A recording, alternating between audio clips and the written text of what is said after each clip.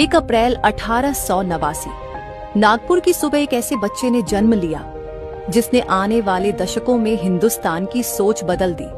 नाम था केशव। पिता का नाम बलिराम हेडगेवार और माता का रेवती बाई।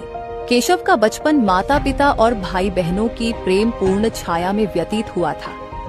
अचानक नागपुर में चेचक फैल गई। लगभग 8 वर्षीय केशव उसकी चपेट में आ गया।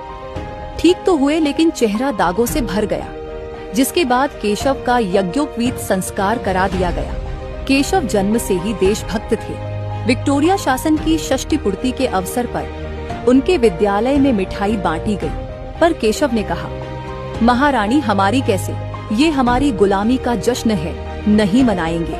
1902 ईस्वी नागपुर में प्लेग की महामारी से उनके माता पिता का देहांत हो गया, जिससे परिवार पर निर्धनता की छाया मंडराने लगी। पर केशव ने पढ़ाई नहीं छोड़ी। 1905 ईस्वी में केशव स्वातंत्र्य संघर्ष के मार्ग पर चल पड़े थे। कुछ मित्रों के साथ मिलकर केशव ने चर्चा मंडल बनाया और देश की परिस्थितियों पर भाषण व परिचर्चाओं के कार्यक्रम होने लगे। 1908 ईस्वी विद्यालय से केशव का नाम काट दिया गया, पर वो कभी नहीं रुके। कलकत्ता जाकर उन्होंने डॉक्टरी की परीक्षा 60% से पास की।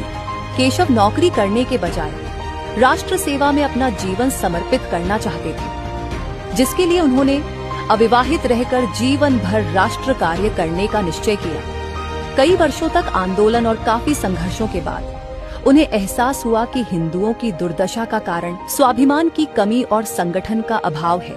उन्होंने कहा, ये देश धर्मशाला तो नहीं है कि कोई भी आए और बिस्तर बिछाकर आसन जमा ले। समाज के हर व्यक्ति में राष्ट्र भक्ति की भावना, राष्ट्र के स्वरूप का ज्ञान कराने के लिए, विराट संघ शक्ति को साकार करने के लिए महान संघ की स्थापना करनी होगी।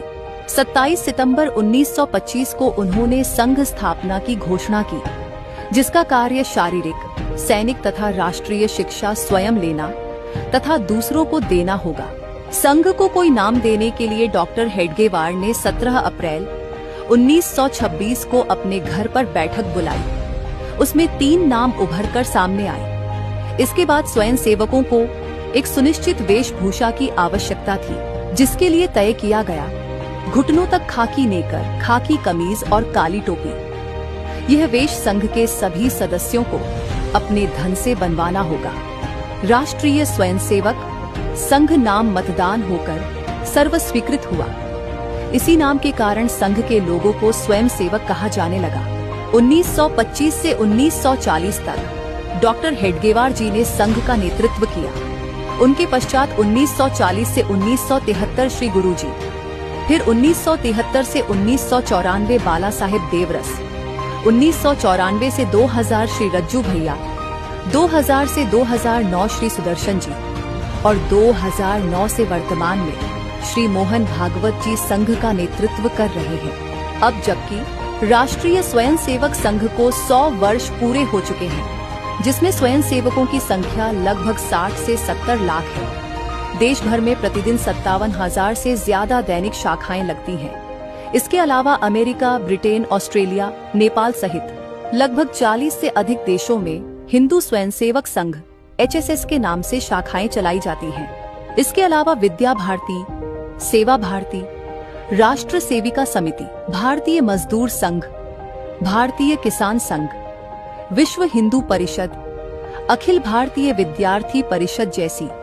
RSS की प्रमुख संस्थाएं हजारों सेवा प्रकल्प चला रही हैं। अपने 100 वर्षों के कार्यकाल में RSS ने भारतीय समाज के हर वर्ग तक पहुंचकर शिक्षा, सेवा, संस्कृति और राष्ट्र भावना को मजबूत किया है और आगे भी करते रहेंगे। जय हिंद, वंदे मातरम।